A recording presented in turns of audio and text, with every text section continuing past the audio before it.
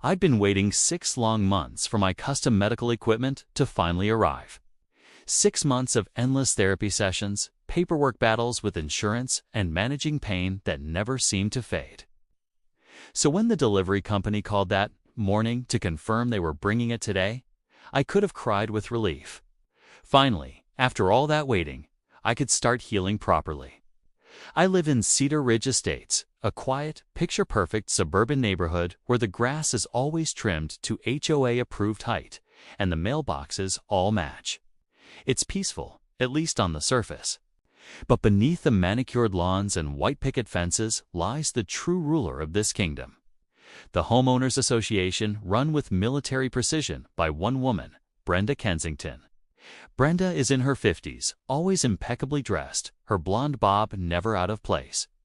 She walks the neighborhood like she owns it, carrying her clipboard like a badge of authority, her expression perpetually stuck somewhere between disgust and superiority.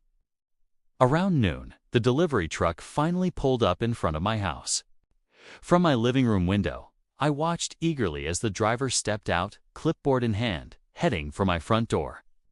I moved as quickly as my recovery would allow, ready to greet him, when I suddenly saw her, Brenda, marching across my lawn like she was storming a battlefield. Clipboard ready, face set in that familiar scowl of disapproval. "Excuse me," she barked at the delivery driver, her voice sharp enough to slice through glass. "What exactly do you think you're doing?" The driver, a young man maybe in his 20s, blinked in confusion. "Delivering a package to this address," he said, pointing to my house. I hurried outside, careful with each step. "Hi there," I said, forcing a polite smile. "I'm the homeowner. That package is for me." Before I could get another word out, Brenda stepped directly between me and the driver. "I'm Brenda Kensington, president of the Cedar Ridge Estates Homeowners Association," she announced, pronouncing every syllable like it was a royal decree. "And we have very strict rules about deliveries in this neighborhood." I could already feel my blood pressure spiking. "Brenda, this is medical equipment I've been waiting for months to receive," I said, trying to stay calm. "It's approved by my insurance, and I need it for my recovery." She gave me a once-over, her eyes narrowing. "Well," she said, finally, "you should have filed a delivery request form with the HOA board 2 weeks in advance." Section 23, Paragraph 4 of the bylaws. She tapped her clipboard like it was a gavel. The driver shifted awkwardly. "Ma'am, I just need someone to sign for it so I can move on," he said carefully. Brenda turned toward him, plastering on a smile that didn't reach her eyes. "Don't worry, I'll handle this. You can leave it with me as the HOA representative. I'll make sure it's properly processed according to our community guidelines." "Absolutely not," I snapped, stepping forward despite the pain shooting through my leg. "Brenda, this is my medical equipment. It's custom-made and costs thousands of dollars. I need it today." She crossed her arms smugly. "Then perhaps you should have followed the rules. They exist for a reason." Her voice was coated with fake sweetness, the kind that barely hid her condescension. The poor driver looked like he wanted to disappear. "I just need a signature from the person at this address," he said again, holding out his tablet. Before I could even reach for it, Brenda snatched it from his hands. As the neighborhood representative, she declared, "I'm confiscating this package until the proper paperwork is filed. It'll be held at the community center in the meantime." I stared at her, speechless. "Brenda, that's theft. You have no right to take my property." She laughed, a short, dismissive laugh. "It's not theft, it's the enforcement of community standards. You'll get your package once you've completed the necessary forms and paid the rush delivery fee, $200. The delivery driver looked from her to me, clearly unsure what to do. "Ma'am, I can't just give this to someone else," he tried to explain. Brenda's tone hardened. "Young man, do you really want me to call your supervisor? I'm sure they'd love to hear how you're disrupting our peaceful community with unauthorized deliveries." That was it. I pulled out my phone. "Brenda, if you don't step aside right now, I'm calling the police." This is my property, my address, and my delivery. She rolled her eyes. Go ahead. My husband plays golf with the police chief. They understand the importance of maintaining standards. Keeping my eyes on her, I dialed 911. Yes, hello, I said, steadying my voice. I need to report a theft in progress. Someone is trying to take my medical equipment. Brenda's face turned red, but unbelievably, she doubled down. While I was still on the phone with dispatch, she somehow convinced the flustered driver to place my package in the back of her oversized SUV parked across the street. To this day, I don't know how she pulled it off.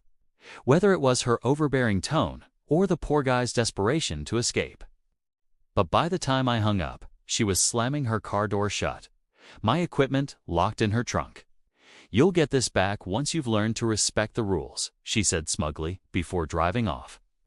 She called out through her car window as she started the engine. You'll get it back once you learn to follow the rules. I've just described your vehicle to the police, I shouted after her. They're on their way, and this is grand theft. Brenda just smiled, gave a smug little wave, and drove off, leaving me standing in my driveway with my phone still in hand, completely stunned by what had just happened. About 20 minutes later, 2 police cruisers pulled up in front of my house. I hurried to meet them, relief mixing with disbelief. I explained everything, how the HOA president had stolen my medical equipment, showing them my order confirmation, delivery tracking, and even the HOA bylaws on my phone to prove there was no such thing as a delivery request form. One of the officers, Detective Lawson, according to the badge on his chest, took careful notes, his expression darkening with every detail. So, he asked slowly, she knew it was medical equipment and took it anyway. Yes, I confirmed. She specifically acknowledged it, but said I had to file paperwork with the HOA first. Lawson's jaw tightened. The value of this equipment puts it in grand theft territory, he said, glancing toward his partner. And since it's medical, there could be additional charges. He made a quick call to dispatch, instructing nearby units to head to Brenda's address immediately. While we waited, I told him more about Brenda. How she'd terrorized the entire neighborhood for years with her petty fines, her obsessive rule enforcement, and the way she used the HOA as her personal kingdom. Detective Lawson listened intently, jotting things down. People like that, he said finally, shaking his head, get drunk on the tiniest bit of power. But taking someone's medical equipment, that crosses the line from annoying to criminal. About an hour later, my doorbell rang. I opened it to find Detective Lawson standing there, smiling slightly. Behind him, 2 uniformed officers were unloading my medical equipment from the back of a police cruiser. We recovered your property, he said, stepping aside so they could bring it in. Ms. Kensington wasn't exactly cooperative. But once we explained the seriousness of the situation, she didn't have much of a choice. I let out a huge sigh of relief as they placed the package inside. Thank you so much, I said. Is she in trouble? Lawson's grin widened just a bit. Yes, she's been arrested and is currently being processed downtown. Grand theft of medical equipment is a felony. Up to 3 years in state prison and fines reaching $10,000. Her lawyer will probably try to negotiate it down, but she's facing real consequences. As he spoke, my phone buzzed with notifications. Word had already spread through Cedar Ridge Estates. The HOA board had called an emergency meeting and was sending out emails about a leadership transition and an unfortunate incident involving our former president. Lawson chuckled as I showed him the messages. Looks like her reign of terror is officially over, he said. We'll need you to come down to the station tomorrow to give a formal statement. As he left, he paused on the porch and turned back. You know, he said thoughtfully, we get calls about HOA disputes all the time. Usually, it's just civil nonsense we can't do much about. But Ms. Kensington made a big mistake. She took the law into her own hands. I thanked him again, closing the door behind him. For the first time in months, I felt a genuine sense of calm. I sat beside the neatly packaged equipment, finally home where it belonged. Moments later, my phone rang. It was Marcus, my neighbor, and the HOA's vice president. "Is it true?" he asked without even saying hello. "Brenda was arrested for stealing your medical equipment." "It's true," I said, still half in disbelief myself. Marcus let out a long, low whistle. "Well, the board just voted unanimously to remove her, effective immediately. We also fined her the maximum amount allowed under our bylaws, $5,000. I was about to reply when I heard a commotion outside. Peering through my window, I saw a familiar car pulling up. It was Brenda's husband, dropping her off at home. She had clearly been released on bail, but she looked nothing like the immaculately composed HOA queen I'd known. Her perfectly styled bob was a mess, her makeup streaked, her designer clothes replaced with rumpled sweats. Our eyes met through the window, and for a few seconds, the world seemed to stop. The shock, the humiliation, the realization of what she'd done, it was all written across her face. Her mouth opened and closed like she wanted to say something, but no words came out. Then she turned away, hurrying inside her house as curious neighbors peeked from behind curtains and conveniently decided to check their mail or water their lawns. Word spread fast, and before long, everyone knew the full story. In the weeks that followed, Brenda's case went to court. The judge didn't seem moved by her excuses. When the verdict was read, she was sentenced to 18 months of probation, fined $7,000, and ordered to complete 200 hours of community service at a medical equipment distribution center for low-income patients. The irony wasn't lost on anyone. When she heard her sentence, Brenda's perfect facade finally cracked. Her face crumpled, and she let out a wail that echoed through the courtroom.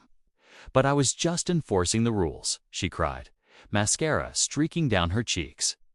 The judge didn't even look up as he moved on to the next case, leaving Brenda to face the consequences she'd spent years avoiding. For the first time, Cedar Ridge Estates felt peaceful again. And as I sat in my living room, adjusting the very equipment she'd tried to steal, I couldn't help but smile. Because for once, the rules had finally worked against the person who thought she was above them all.